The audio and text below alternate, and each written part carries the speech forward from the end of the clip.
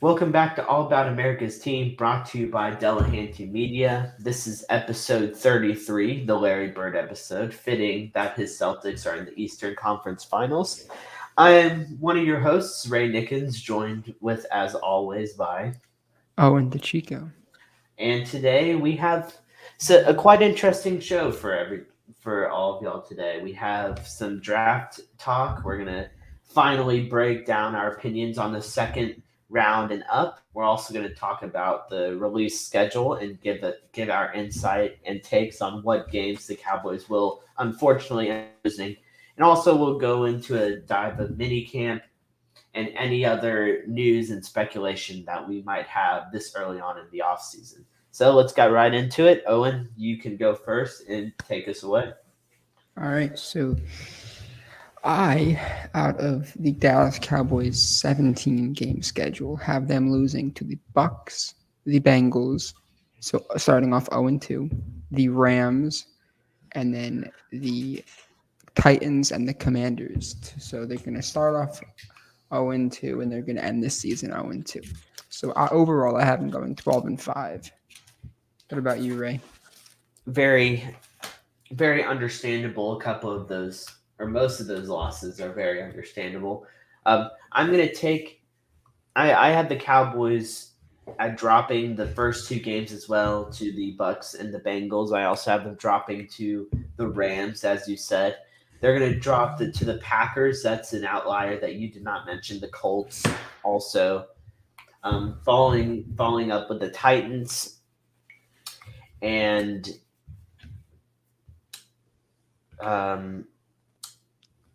Also, the Colts, I believe you had them losing to. yeah, I said the Colts. Mm. Yeah, it'll come to me. Bucks, Rams, Bengals, Colts, Packers, Titans. There's one more. The Eagles right after the Rams game. So you have them going 10-7, and Yes, I have them yes, going yes. 12 Yeah. and So 5. I had the Cowboys losses: Bucks, Bengals, Rams, Eagles, Packers, Colts, Titans, and have them finishing the season off with a W against Washington. Or a 10-7 record. Very respectable. It would be, especially, hopefully they can.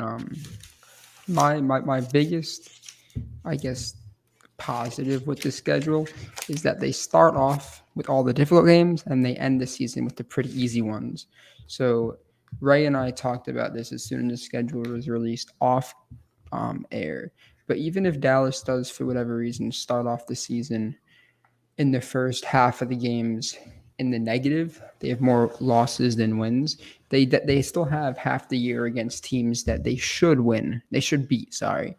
Now Dallas is always good for one or two questionable losses every year. So who knows in that regard what will happen. But with everything else going on around the division, getting this type of schedule is very promising because I do think that the three other teams did get better. I still think that the Giants are going to be a fourth place in the division. I don't think that Carson Wentz, unless he takes a 2017 type step, and I think that any hope of that happening was ended after he stunk it up against the Jaguars and just did not have a great season with the Colts. So as of right now, I'm kind of stuck in between having Dallas or the Eagles win. Based off of just pure quarterback talent, I think that the Cowboys have they're definitely ahead quarterback wise, but the Eagles did get AJ Brown, who is not one of the top wide receivers in the league. Well, we haven't seen him play all that much because he's been injured, but I don't think that if we're gonna go back based off of last year, where Dallas by halftime was up several possessions to the Eagles, I don't think that if you add AJ Brown, suddenly those outcomes are flip flopped or even made better. So if Dallas can play them like they played them last year, I do not foresee AJ Brown being like this next great wide receiver for them, because at the end of the day, their quarterback is still Jalen Hurts. And every single time that Dallas Cowboys do play the Jalen Hurts Eagles, he ends up throwing a interception to Diggs. So hopefully he can get that out of his system. But another thing that worries me about the Eagles, they did draft Jordan Davis. Granted, a lot of people have questions about how many downs he can play. Is he like a third? Is he a three down? Is he only going to be on obvious running plays? But then again, when he played for Georgia, he didn't need to be out there every single down because half the time they were blowing out the team very early. So hopefully he will play, and hopefully he'll be their next Fletcher Cox. It would be great to actually have some competition going into the division, and Dallas, or the NFC East, getting some respect on not being like this cupcake of a division. But that's my takes on the East. As we get more into training camp and other things in preseason and all that, things may change. But the team that I do think is headed in the best direction future-wise is probably the Giants, just based off of the top two play. If you would have told the Giants in the beginning of the right after the Super Bowl that you're going to be at picks 5 and 7, you're going to get Evan Neal and Kayvon Thibodeau, I think they would have laughed at you. For much of the season, much of the offseason, they were number 1, number 2 ranked, and it was insane that they fell to 5 and 7. But I don't think the Giants their second round pick was kind of questionable. But if they can expand off of what they did in round 1 into next draft, maybe drafting a quarterback, then they could for sure be up there. But the Commanders is still pretty laughable with their quarterback and having to cut other players because of how much Carson Wentz's contract was. But that's all that I had for division talk. So Ray, if you have any comments on what I said or any of your own personal comments on Dallas and the NFC East, now is your time to share them. Yeah, I think the Cowboys are for sure the front runner, as they typically are, to win the NFC East next year. I also agree with you in the sense that the Giants should not be a huge favorite to do really much of anything this year. I mean, they did draft well, as you said, bringing in Thibodeau for the defense and then Evan Neal for the offense at offense. And really, hopefully, they can strike gold with that pick, because the Giants have really neglected their offensive line since they last won the Super Bowl in 2011. And it's unfortunately, it prematurely ended Eli Manning's career, and it has prematurely ruined Daniel Jones's career. So we really have not really been able to see if Daniel Jones can even grow into a franchise caliber quarterback, because he's either injured or running for his life. Not saying that that's an excuse for his. I don't think he's a very good quarterback anyway, but I'm just saying that has a little bit of it to do with his stunted growth, and also the Giants really being considered as a team that could have gotten a quarterback in this draft, and surely they're looking at next draft at quarterbacks if Daniel Jones doesn't perform to the caliber that they expect or want him to. In regards to the Eagles are dangerous considering that their schedule is basically the exact same as the Cowboys in regards to strength and toughness. I think that there are a lot of winnable games for the Eagles on that schedule, to where the division could come down to those matchups between the Eagles and the Cowboys. So if the Cowboys, if the gap between the Cowboys and the Eagles has shrunk over the offseason, from the 20-point blowout in the first game to the 30-point blowout it seemed in the second game, when really the Eagles weren't playing anyone. So I don't really take much substance in that, but it doesn't take away from the fact that the Cowboys did blow out the Eagles that first time. I think AJ Brown, is going to be a huge upgrade for the Eagles. Bringing him in with Devontae Smith, the Eagles have really had a pretty horrible wide receiver draft the last 5 years, bringing in Whiteside and then Rager, which is turning out to be a bust. Devontae Smith is really the only decent draft that they've had, and he was a Heisman winner. Bringing in AJ Brown to really take that pressure off him, hopefully, will do them good. However, with an inaccurate quarterback, you really don't know. So I think the Eagles are the runner up in this division. I could see them making the playoffs as well, but I don't really deem them as much of a threat. As for the Washington Commanders, I really think it's interesting because Carson Wentz, when he played with the Colts, he really did not have a horrible year. If you look at numbers by themselves, he matched his interception total of 2017, 2018, and 2019 at 7, and threw the same amount of touchdowns in 2019 and more touchdowns than he did in 2018. The difference is in what we are have been talking about with Carson Wentz is the inconsistency and his inability to perform in those big time moments. And with the Colts, he really imploded in that last game against Jacksonville. And it's really going to be interesting to see is if he just what he'll do in Washington, because Washington, while they do have a solid running game with Antonio Gibson, it's not Jonathan Taylor. Their defense is not anywhere near the caliber of the Colts, but like we've been talking about, they do play in the NFC East.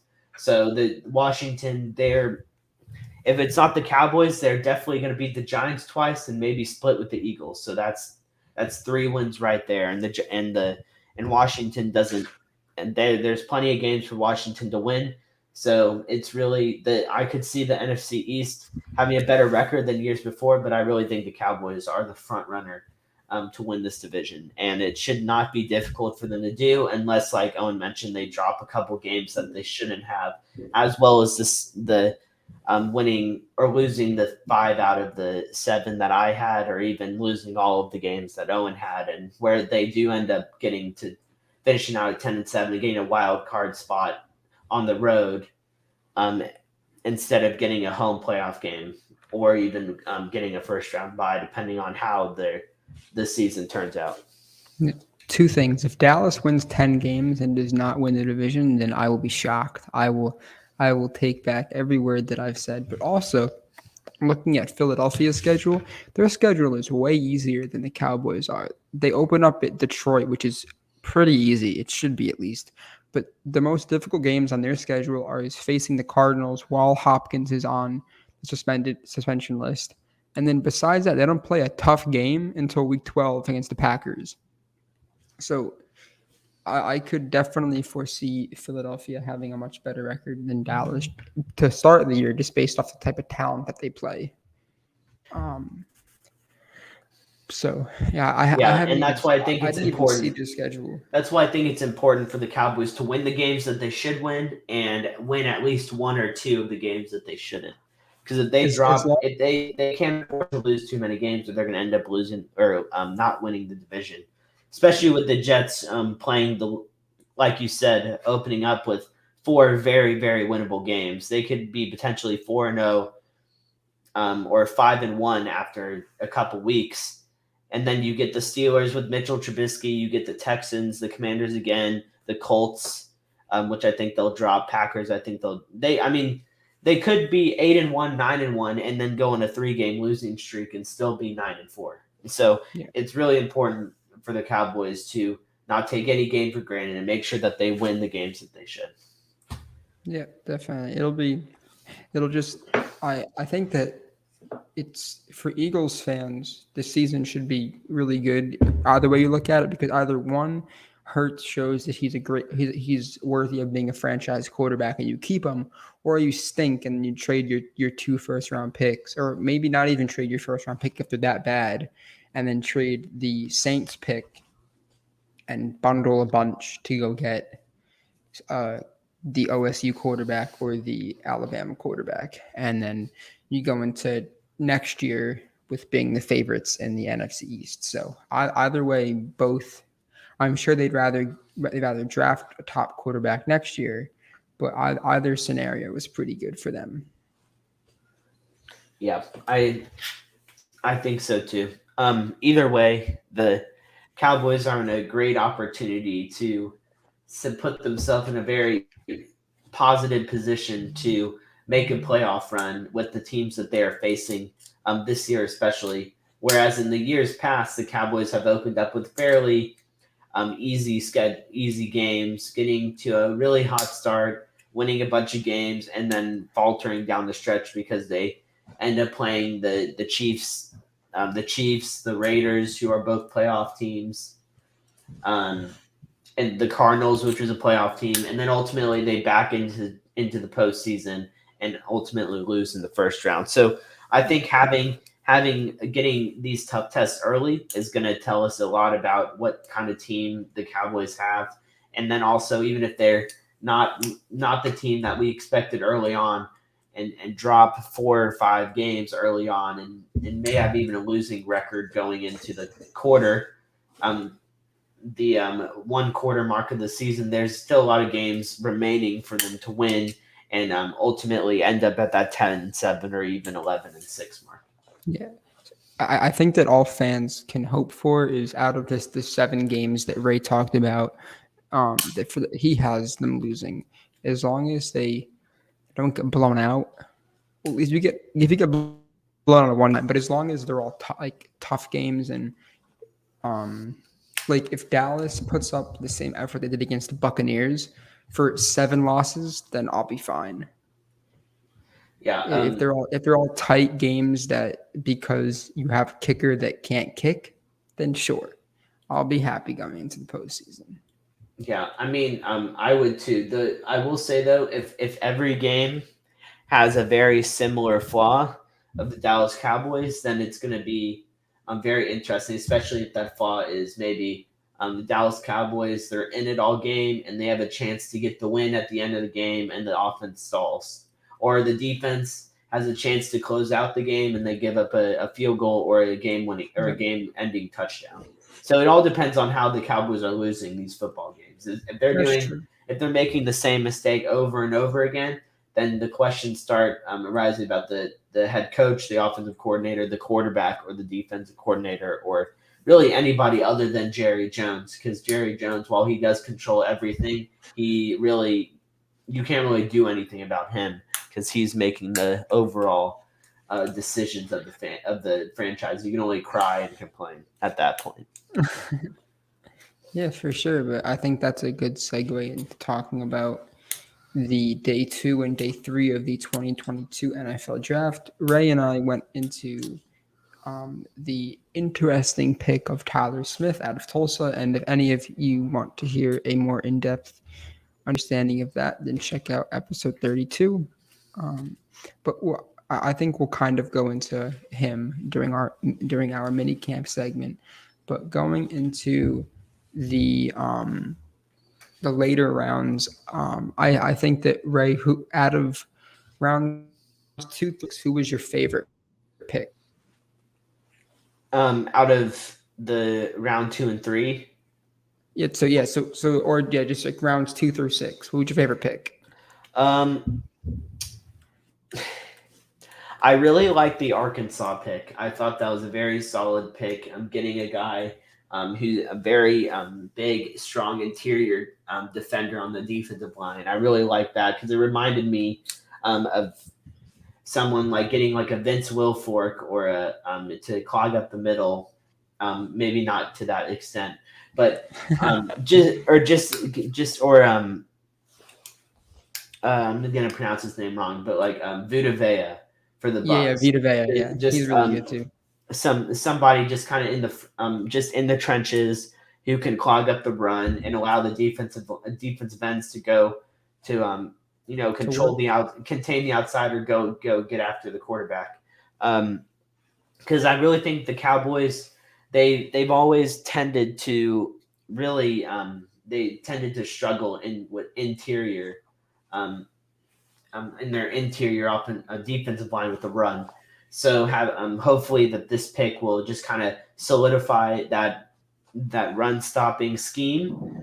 It bring back the Marcus Spears days, the Chris Cantley days. Oh yeah, Chris Cantley. Just having some solid, dependable defensive tackles or even nose guards on the team. Yeah, for sure. I think that Dallas's motive for this draft was to get stronger. There were several sources that said that the past 2 seasons that McCarthy has been in the draft room has been pounding on the table, Skip Bayless style, for tough players on both offense and defense. And I think the toughest player that you saw out of the mall draft was Tyler Smith. And I know that was a very controversial pick, but Dallas had a scheme going to the draft. And even last year, they had a scheme with all the corners Long that they arms. drafted. Exactly. Long arm corners, because that is exactly what Dan Quinn had in the Legion of Boom. And I think that's what he was trying to bring back. And who knows? Hopefully he is able to do that. I think I guess a few of my favorite picks were the linebacker out of LSU. I found a report came out that Clark said that the during the interviews that he had before the draft with Dallas's medical staff is the one that told him that he had herniated disc, which is pretty cool that he was. And he even said that if they didn't tell me that, then I may have never had a career in the NFL. So it was cool to see things come full circle. So, and hopefully he'll only miss. And he even said that he had a very similar injury to Leighton Vander Esch, and that he expects to come back fully healthy, either halfway through the season or even next year. There is, especially with Jabril Cox coming back this season, there is no real reason to rush him back. You can let him sit and watch. And for whatever reason, Leighton Vander Esch is only on a 1-year contract. So if he were to leave, then Clark is your replacement for him. Another one of my picks that I liked was Jalen Tolbert out of South Alabama. A lot of people had a 2nd-round grade on him, and I was surprised that he fell to the 3rd and Dallas picked him. But given Dallas's need at wide receiver, and hopefully they do sign another wide receiver before training camp starts, but he will likely be your wide receiver number 2 until Michael Gallup comes back. So those out of every note, those are my 2 favorite picks. And also Sam Williams is a great pick for me personally. I liked him a lot, but out of my favorites, it was Clark and Tolbert. Yeah, I think the Clark pick. I think that it reminds me a lot of just what it was to me. And I'm not denying that Clark was a great player, because I watched him multiple times play for LSU, and the impact that he on the field. It was curious to me. The Cowboys, they've done this the last couple of years, where they've drafted a player for a long-term need and not necessarily a short-term need. And I think in that regard, he's not going to really impact or help them win now, but he may have the opportunity to help them win later. And I think it's very important, especially right now with the NFL getting the NFC, especially, well, not necessarily the NFC, but the competition just getting so much more tough, so much tougher with the Bengals, the Chiefs, the Broncos now with the Chargers. Just the AFC is really getting loaded up. The Rams still there, the Bucks with Brady coming back, Aaron Rodgers still being there. There are so many obstacles for the Cowboys to get through in order to win a title in the next 2-3 seasons. And I really think that this window that they have is closing pretty quickly, especially with Zeke getting up there in age, offensive line getting up in age, defense is hopefully the defense is the only consistent aspect here. But I think he's not the worst pick in the world. I've kind of come around on the pick more than the others, because I think there is just so much potential for him as a player. But I'd rather the Cowboys pick for short term than long term. I understand that, but my one thing is that he was there in the 6th round, and if he's available, then and you take him, because in years past, Dallas's 6th round picks don't even make the roster. So it's either he's never going to pan out, or he turns out to be this great guy.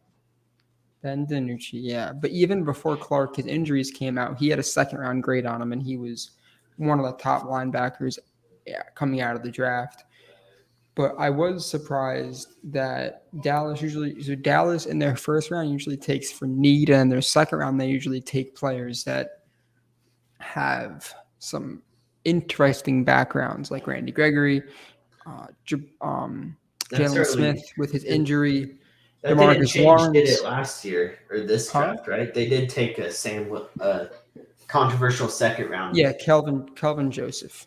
Yeah, I don't think that Demarcus Lawrence has had anything bad, but I don't remember everything going on with his draft profile, but usually their second round picks aren't have some drawbacks to them, and I was surprised that they did not that that they tried to stay away from that in later drafts, and with what they did with Williams, but thankfully everything that happened in his case was dismissed. So hopefully that was like a big wake up call to him, and hopefully it was a big wake up call to Kelvin Joseph as well.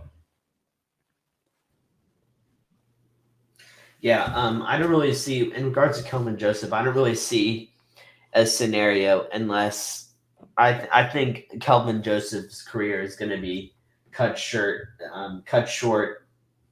eventually. I think he's going to most likely miss some time this year. Um, but I mean, who knows? With it being Jerry Jones and the Cowboys, he could play a full season. But I think that Kelvin Joseph is more likely to have a shorter career than Sam Williams and even Tyler Smith at this point. So I don't really see much of a long term future with Kelvin Joseph with the Cowboys. However, I think I want to kind of talk about Sam Williams. Just want to mention two quick points in regards to him. Doing a little bit of short, quick research. Sam Williams, like you said, he did bring in the 12 and a half sacks total, which led the NCAA. I went back and looked at his schedule from that year, and I looked at the teams that he faced, and against the ranked teams of A&M, Bama, Arkansas, and Auburn at the time when they were ranked, he recorded 2 sacks against Auburn, 0 against Arkansas, 1 against Alabama, and then 0 against A&M. So that's just like a small sample size, and it really doesn't tell you much, I admit, but it just kind of gives you that sense where he recorded 80-70% of his sacks against the unranked opposition like Liberty, Mississippi State, Louisville, Appalachian State, Tulane. And then he got up against, in the prime time matchups, even against Baylor, who was ranked number 6 when they played. He had 0 sacks in that game. So it's just maybe it's a small nitpick, red flag that could easily change in the NFL when he gets 4 sacks against Tom Brady the first week. But it's just a thing to consider now with him being the second pick when they could have gotten and gone in a different direction at safety or even on defensive line somewhere else. So my one point to my rebuttal to that statement, Sam Williams was doing a after he was drafted, he was doing a press conference with Dallas media, and he said like one of the I believe that it was the blogging the boys, yeah, that was the news site that he did it with, and one of the reporters that was talking to him was saying that how Williams always lines up when Ole Miss basically didn't put him in the right position. He never was like a predominant edge rusher. They usually put him on the inside to go up against guards and centers. And when they asked how was he looking forward to being a predominant defensive end, like his face lit up, and he was like, "It's difficult going up against centers and guards who are probably half or like probably twice his weight, maybe a little lower than that." So I do think that it was a lot easier for him to get on the inside at least high sack numbers against teams like Liberty instead of having to go up against Kenyon Green when Kenyon Green is way bigger than he is. But when he slid over against one of the tackles, it was a lot easier for him to do that. But so I definitely understand where you're coming from. But I guess that's like my rebuttal. Yeah, well, hopefully with your rebuttal comes 17, 18, 22 sack totals with him playing on the edge. And because if he does that, I will be very inclined to write a 5 to 10 page apology letter to Sam Williams and Jerry Jones. But And Dan Quinn. And Dan Quinn, just not Mike McCarthy. What a hater. But yeah, me and Mike McCarthy, yeah. But yeah, I think the wide receiver pick out of South Alabama has potential to be a steal. I think we're just gonna have to see some quick production immediately, especially with the Cowboys position at offense at the wide receiver position, with them losing Amari Cooper, CeeDee Lamb being now the face of the team, or the face of the wide receiving core, Michael Gallup being injured, and then bringing in, I believe his name is James Washington from Pittsburgh. So he'll probably see some time. I think Tolbert, it's going to be important for him to kind of gain that chemistry quickly. Hopefully, him and Dak are out on the field right now doing routes and playing catch. I mean, hopefully, all of them are doing that, considering that CeeDee Lamb needs to learn how to catch the ball. But I want to see. I think the things that I'm looking for next season is improvement. It's just basically improvement. I don't expect the Cowboys to win the Super Bowl. I don't expect them to make the NFC Championship game. But I just want to see improvement from the quarterback. I want to see improvement from the offensive line. I want to see improvement from the wide receivers. Defense, it's going to be pretty hard for them to improve after last year, but I want to see basically consistency from them. So I think this year is a great year for improvement, and then you can kind of come back to the conference table and just figure out exactly what do we need to do to make that next step. And and Owen and I both know that next step is going to be free agency, and then the Cowboys are just going to go back into their cocoon and just not do anything in the free agency. The only thing that I see regressing is Trayvon Diggs' interception numbers. I think he'll be like a 5 to 8 interception guy. I don't foresee him getting 11 or 12 again. But hopefully with Diggs, like you said, improvement with his yards. His yard numbers were inflated a lot by just Pro Football Focus not being the greatest website for yards, and just plays like against the Patriots where Delahanty KZ just had no idea where he was going, and Diggs was expecting to have safety help because Diggs could have intercepted that ball, but that was like 10 episodes ago. I think Owen could have made a better safety play than KZ. And granted, I'm 5'9", like 140 pounds in a pool. So. But all you have to do is just put your hand up like that and just. This is true. This is true. Yeah. But just a few notes on minicamp from what I've heard. Dallas doesn't like to videotape any of that, so hopefully in the future, or they don't allow videotapes. I don't believe. But Tyler Smith is your left guard. Clark is not participating in any football activities, but he looks good. Zeke, for whatever it's worth, ran 22 miles per hour. That's pretty slow. Run. It is pretty slow. I can probably run like 25, maybe 30 on a good day. Ferguson, I think people are basically Dallas. A lot of fans were very low on all the picks, but slowly but surely they're liking them a lot more. I also heard that Tyler Smith and John Ridgeway, the defensive tackle out of Arkansas, did have a one-on-one, and Tyler Smith did, as they say, dominated him. I just think that Tyler Smith is so much bigger than everyone else. So hopefully I just want to see him dominate TJ Watt. I do foresee Tyler Smith spending at least 3 or 4 games at left tackle.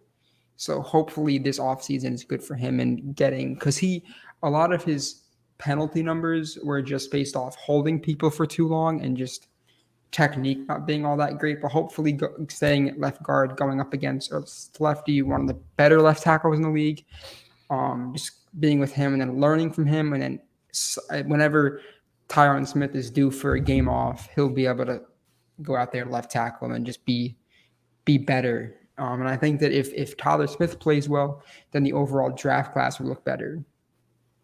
Yeah, I agree. I agree with that. That specific point.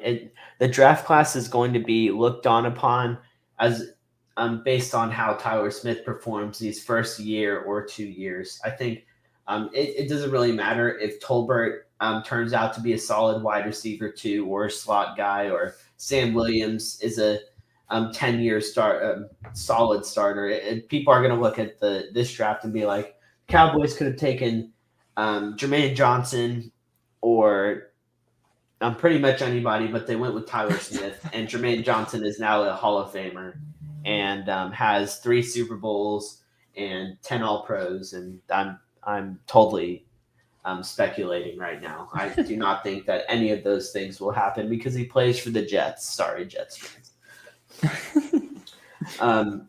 But yeah, I don't really. I'm not a huge.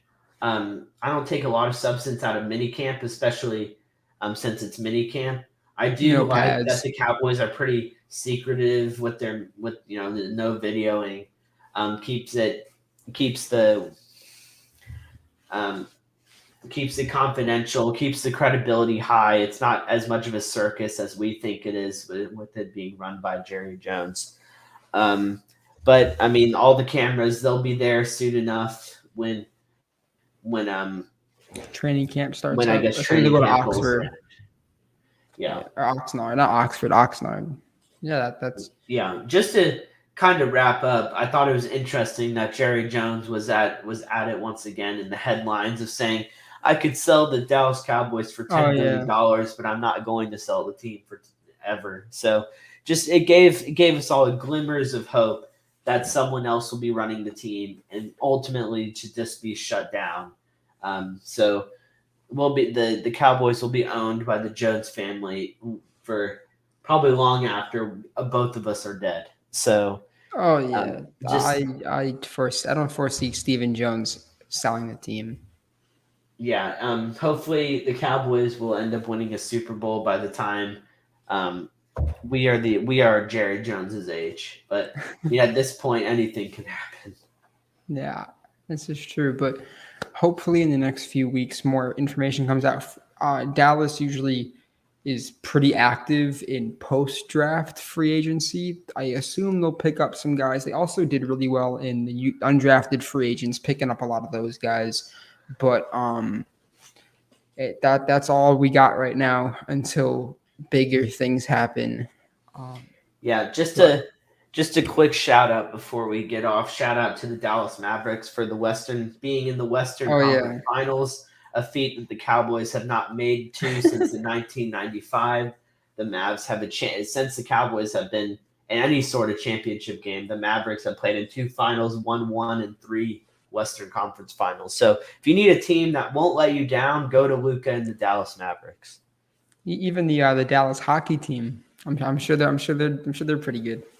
Yeah, they unfortunately did not end up winning their series, but their goalie made a lot of great saves. If That's you if you good. want to be if you want to be entertained by some hockey highlights, I'd consider checking out those highlights. They were quite impressive, and that's coming from someone who really does not have much knowledge in the sport of hockey. Yeah, I guess the one thing the Cowboys have going for them is they're not the Texas Rangers. This is true. This is true. But thank you everyone for listening. If you'd like to listen to Ray's steaming hot takes, please on Twitter follow at America's Team, capital P, capital C, and you're gonna get some steaming, like boiling Chef Ramsay hot takes from this guy. They're Yeah, pretty top tier. the takes are there's no love when I tweet about the Dallas Cowboys or apparently any form of media. Yeah, But if you need some slander of the team, that's where you need to go. It's all about America's team. yeah, if you want At some realism, yeah, Yeah, unbiased, yeah. yeah, and But check out the TikTok. oh Let yeah, the me let me know TikTok, how the yeah. TikTok is. Oh, Right after this, I'll take a clip from it and I'll post it. I'll let you know all about it. Perfect. Well, everyone, thank you for listening, and we will be posting another one in the next week or so. Hopefully, more news comes out then. But my name is Owen DeChico. I'm Ray Nickens. And this is All About America's Team, brought to you by Delahanty Media. All right, go Cowboys. Have a great Go weekend Cowboys. and summer, everybody. Have a great summer.